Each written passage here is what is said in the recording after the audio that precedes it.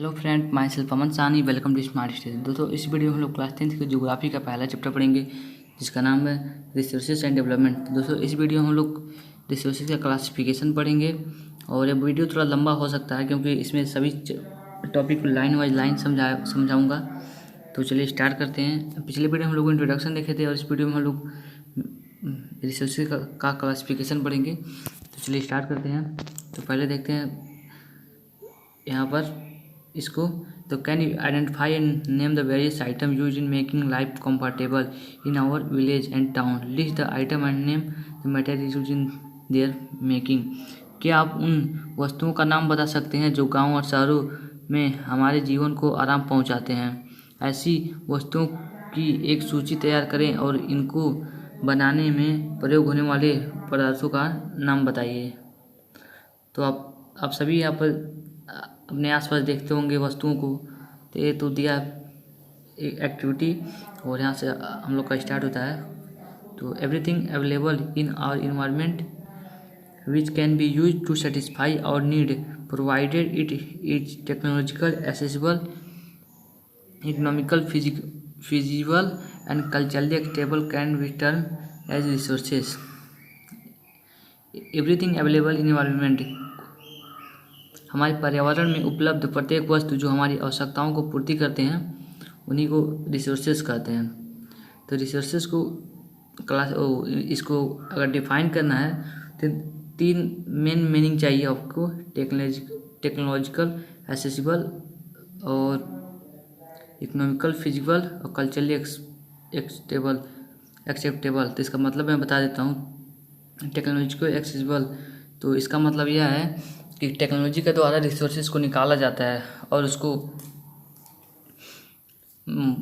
Extract करने बाद उसके बाद उसको प्योर बनाया जाता है यूज्ड फॉर्म में। और इसका मतलब होता है इकोनॉमिकली फिजिबल। अपनी सपोज अब मान लीजिए कि आप आयरन निकालना है, तो आयरन आप इतना अधिक मेहनत करके निकालें कि आपका पैसा 1 करोड़ तक लग गया। और जो आयरन निकालें उसको पूरा यूज फॉर्म में जब हुआ तो बहुत कमी का हुआ है, आपका घाटा हो रहा था। तो ऐसा नहीं होना चाहिए, वो इकोनॉमिकली फिजिबल होना चाहिए एंड कल्चरली एक्सटेबल, यानी उसको लोग माने कि हमारी रिसोर्सेस है और उसका यूज करें। और यहाँ पर देखते हैं, यहाँ पर देखिए फिजिकल इन्वायरमेंट में रिसोर्सेज हैं तो टेक्नोलॉजी के द्वारा निकाला जाता है। अब इसको इंस्टीट्यूशन बनाया जाता है। इसी तरह से तीनों एक दूसरे पर निर्भर हैं। अगर टेक्नोलॉजी ना हो तो रिसोर्सेज का कोई मायने नहीं रहेगा। उसको निकालेंगे तो कैसे क्या करेंगे हम लोग खुद नहीं जान सकते हैं। रिसोर्सेज को देखते हैं किन भागों में क्लासीफाई किया गया है। तो रिसोर्सेज को 2 भागों में क्लासीफाई किया गया है। पहला नेचुरल, दूसरा ह्यूमन बीइंग। तो नेचुरल में पहला है रिन्यूएबल, दूसरा नॉन रिन्यूएबल। और रिन्यूएबल को 2 भागों में बांटा गया है, कंटिन्यूस और लैंड और फ्लो। अब दूसरा बायोलॉजिकल, और बायोलॉजिकल को 2 भागों में नेचुरल और वाइल्ड लाइफ। और इसमें नॉन रिन्यूएबल को रिसाइकल मेटल और नॉन रिसाइकल मेटल में बांटा गया है।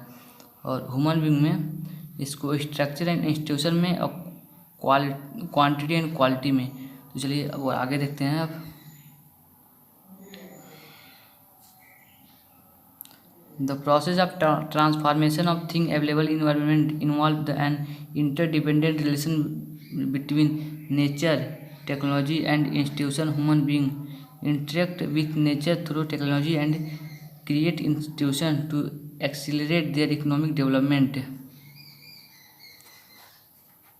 तो इसका मतलब है हमारे पर्यावरण में उपलब्ध वस्तुएं की रूपांतरण प्रक्रिया प्रकृति प्रौद्योगिक संस्थाओं के परस्पर अंतर संबंध में निहित होता है।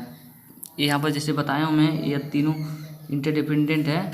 यहाँ पर यही लिखा गया है। अगर इसमें से अगर एक भी ना रहे तो हमारी ज़रूरतों को पूरा नहीं किया जा सकता है। दोस्तों, इस वीडियो में हम लोग सिर्फ मेन पॉइंट देखेंगे, इसलिए हम डायरेक्ट यहाँ पर आ जाते हैं रिसोर्सेज एंड क्लासिफिकेशन। नहीं तो वीडियो बहुत ज़्यादा लंबा हो जाएगा। तो चलिए स्टार्ट करते हैं। पहला रिसोर्सेज को क्लासिफाई किया गया है on the basis of origin. उत्पत्ति के आधार पर, तो बायोटिक और एबायोटिक है। तो बायोटिक देखते हैं, बायोटिक अभी देखेंगे। और दूसरा on the basis of accessibility, renewable non renewable.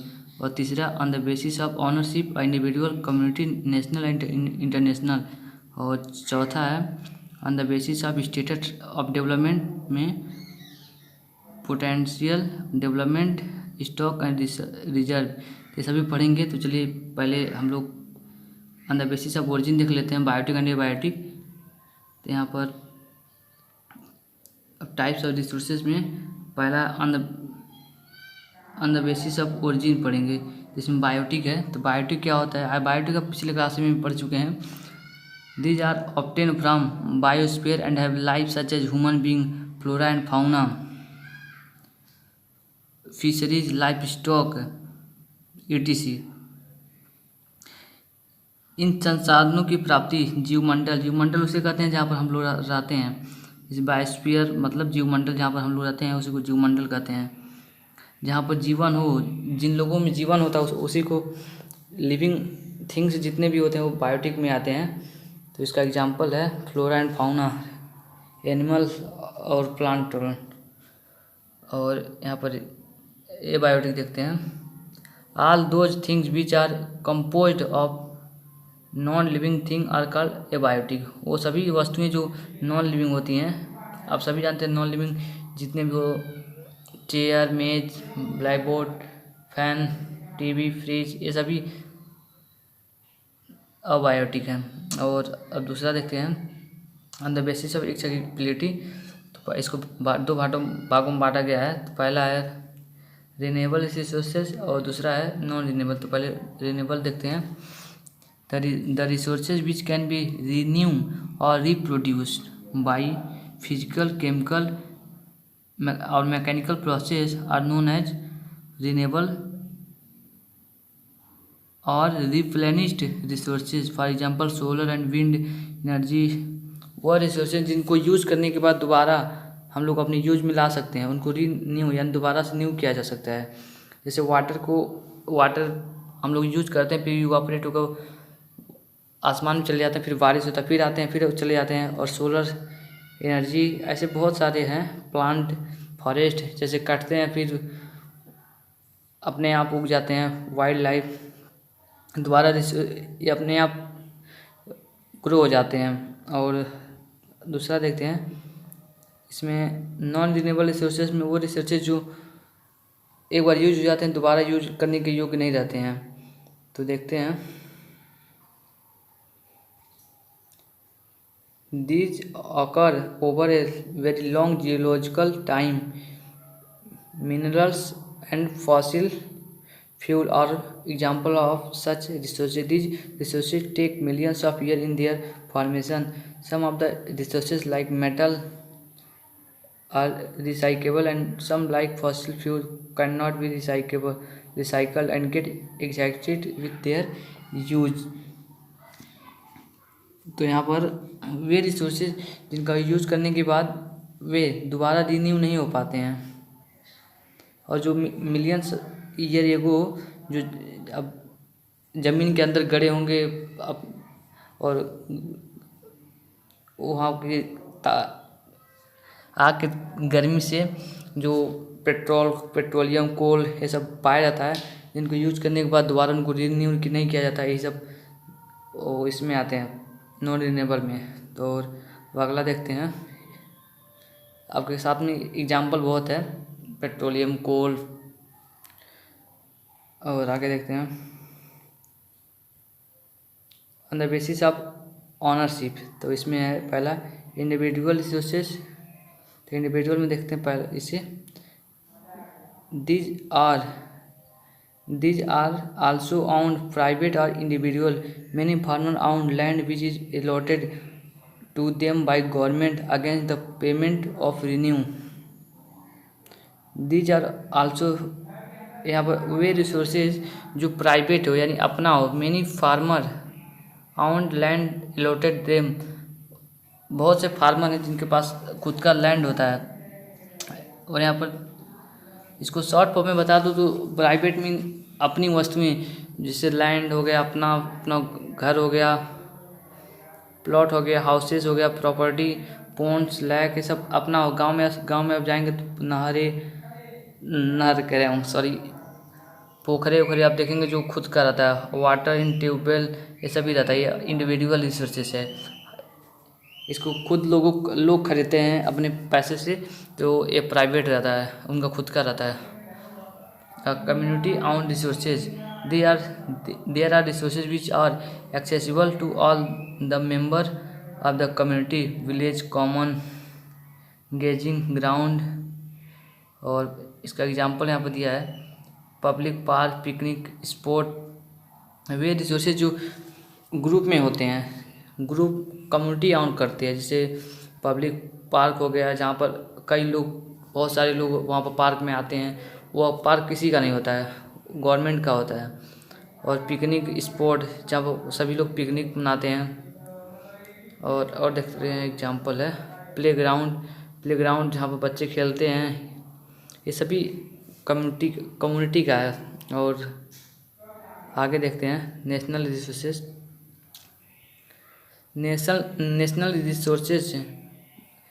Technically all the resources belong to the nation. The country has legal power to acquire even private property for public goods. You might have seen road, canal, railways being constructed on field on some individual urban development authority। अब इसका मैं बताता हूँ national resources. Technically देश में पाए जाने वाले सारे संसाधन नेशनल हैं। देश की सरकार को कानूनी अधिकार है कि वह व्यक्तिगत संसाधनों को भी आम जनता के हित में अग्रहित कर सकती है। आपने देखा होगा कि सड़कें, नहरें और रेल लाइन ये सभी गवर्नमेंट है, नेशनल रिसोर्सेस है। यहाँ पर है the political boundary and ocean area up to national nautical miles. सारे खनिज पदार्थ, जल संसाधन, वन जीवन, राजनीतिक सीमाओं के अंदर सारी भूमि और 12 समुद्री मील्स 22.2 किमी तक महासागरीय क्षेत्र, भूभाग, समुद्र व इसमें पाए जाने वाले संसाधन जो होते हैं ये नेशनल रिसोर्सेज में आते हैं। 22 न्यूट्रल माइल्स तक जितने भी समुद्र के आसपास, मान लीजिए या आपका इंडिया है, तो यहाँ से 12 माइल्स तक जितना एरिया जो रहेगा, इसके अंदर जितना भी कुछ रहेंगे वो सभी इंडिया का हो जाएंगे। जैसे अरेबियन सी और बे ऑफ बंगाल है, तो उसमें 12 माइल्स तक जितने भी रहेंगे वस्तुएं वो इंडिया के रहेंगे। तो ये नेशनल रिसोर्सेज हैं। और इंटरनेशनल रिसोर्सेज में there are international institute which regulate some resources. The oceanic resources beyond 200 nautical mile of the exclusive economic zone belong to open ocean, and non-individual country can utilize these without the currents of international institution।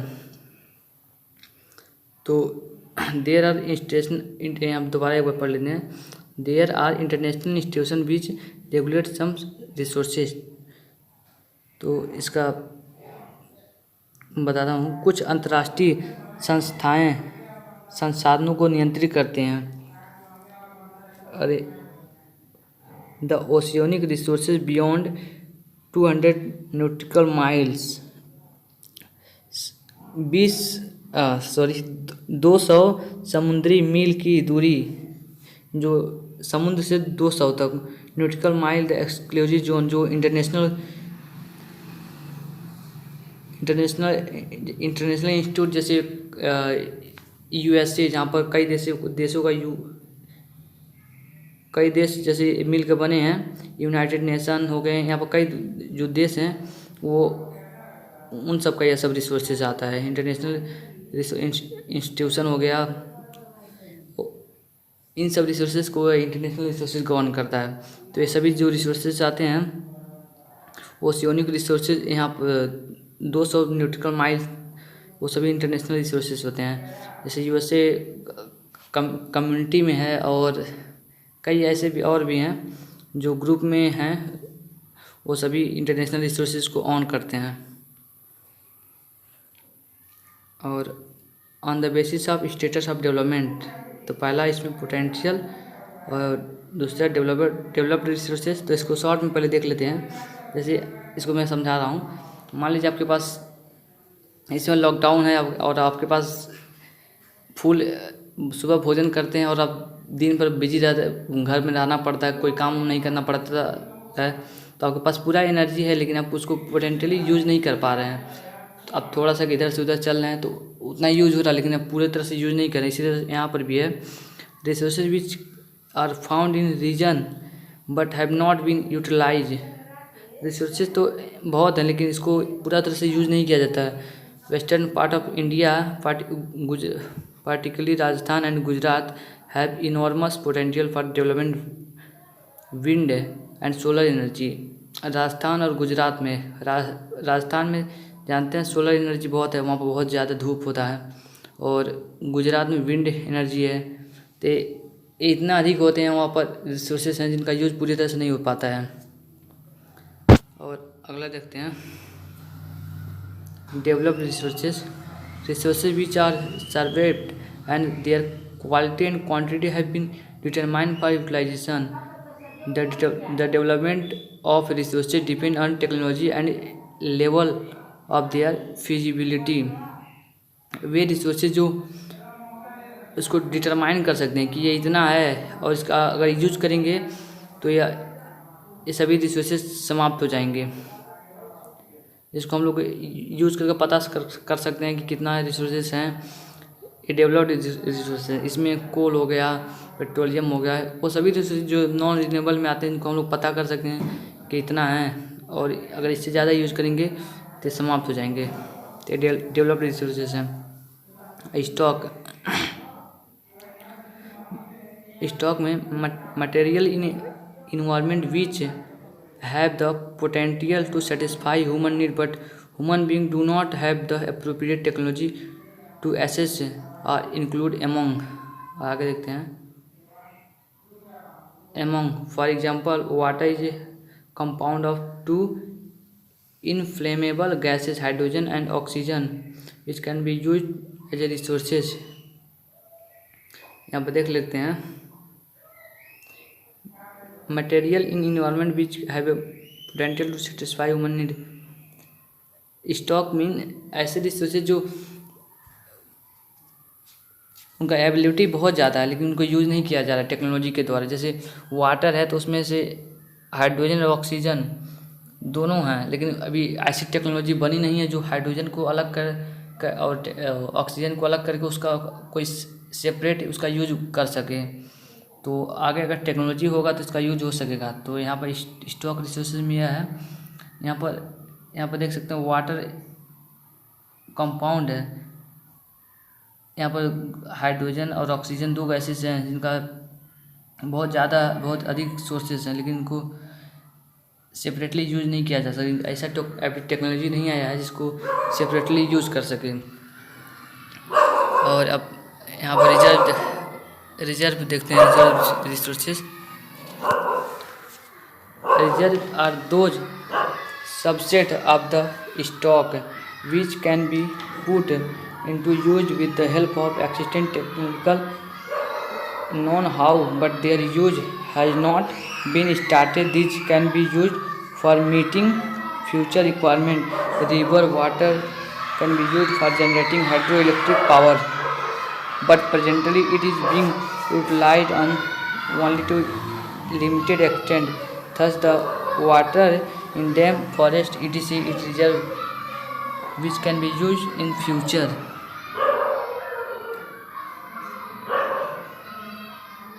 यहाँ पर यह संसाधन, ये सभी resources जिनका हम लोग use करते हैं और उसको फ्यूचर जनरेशन के लिए भी रखा गया है। जैसे वाटर डैम है, तो इन सभी को हाइड्रो इलेक्ट्रिक पावर जिसको बनाया जाता है, तो इन सभी का यूज हम लोग करते हैं लिमिटेड मात्रा में। और इसलिए लिमिटेड मात्रा में करते हैं कि इसे जो जनरेटिंग हाइड्रो इलेक्ट्रिक पावर होगा उसको फ्यूचर में भी यूज किया जाएगा। इसलिए इसको फॉरेस्ट हो गया, डैम, ये सब, इन सभी को रिजर्व करके रखा गया कि फ्यूचर में इसका यूज होगा। तो एक बार इन चारों को एक बार मैं फिर बता देता हूँ क्योंकि इसमें कन्फ्यूजन रहता है। तो यहाँ पर एक बार बता दें, यहाँ पर आप मान लीजिए आपके पास, यहाँ तो बताया था एक बार एग्जांपल कि आपके पास फुल एनर्जी है लेकिन इसको यूज़ नहीं कर पा रहे हैं। तो यहाँ पर जैसे सोलर एनर्जी है, सोलर एनर्जी भारत में हर जगह बहुत ज़्यादा है, लेकिन खासकर राजस्थान और गुजरात में यहाँ पर ज़्यादा है। इनको यूज पूरी तरह से नहीं किया जा सकता है। तो यहाँ पर इस एनर्जी को फ्यूचर के लिए नहीं रखा जा रहा है, यहाँ पर इसको यूज नहीं किया जा रहा है पूरा भरपूर तरह से। और डेवलप्ड रिसोर्सेज में पेट्रोलियम, कोल हो गया, जो जिसको हम लोग पता है कि यह इतना ही है, और इसको अगर इससे ज़्यादा यूज़ करेंगे तो इनका यूज समाप्त हो जाएगा, ये नहीं रहेंगे। जैसे कोल हो गया, पेट्रोलियम, इन सभी का मालूम है कि ये लिमिटेड मात्रा में है। तो डेवलप्ड रिसोर्सेज स्टॉक में हम लोग, जैसे वाटर हो गया तो इसको हम लोग हाइड्रोजन, ऑक्सीजन इसमें पाया जाता है, लेकिन अभी ऐसी कोई टेक्नोलॉजी नहीं आई है जिसको हाइड्रोजन को अलग करके इसका अलग कोई सेपरेट यूज कर सकें। ऐसा कोई टेक्नोलॉजी नहीं आई है, शायद फ्यूचर में आ सकता है। और यहाँ पर रिजर्व में हम लोग फ्यूचर जनरेशन के लिए रखे गए हैं, जैसे फॉरेस्ट, डैम, ये सब जितने भी हैं फ्यूचर जनरेशन के लिए रखे गए हैं कि आगे फ्यूचर में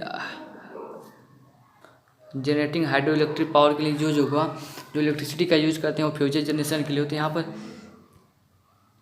रखा गया है फ्यूचर के लिए, और यहाँ पर इसका पूरा तरह से हाइड्रोजन और ऑक्सीजन का यूज नहीं हो पा रहा, और पोटेंशियल में पूरा रिसोर्सेज का यूज नहीं कर पाए। रिसोर्सेज तो बहुत है लेकिन यूज नहीं कर पा रहे हैं। और डेवलप्ड रिसोर्सेज में हम लोग को मालूम है कि इतने ही रिसोर्सेज हैं, इसलिए उनको पूरी तरह से यूज नहीं किया जा रहा है, क्योंकि हम लोग को मालूम है कि अगर इससे ज़्यादा यूज करेंगे तो ख़त्म हो जाएगा। तो ये चैप्टर यहीं तक था, सॉरी वीडियो। अब नेक्स्ट वीडियो हम लोग रिसोर्सेज, डेवलपमेंट ऑफ रिसोर्सेज पढ़ेंगे। तो मिलते हैं नेक्स्ट वीडियो में, और कमेंट करके बताइए वीडियो कैसा लगा। अगर पसंद नहीं आया हो तो डिसलाइक कीजिए, और आप अपना सलाह भी दे सकते हैं कि क्या क्या करें कि वीडियो और अच्छा हो जाए। तो मिलते हैं नेक्स्ट वीडियो में।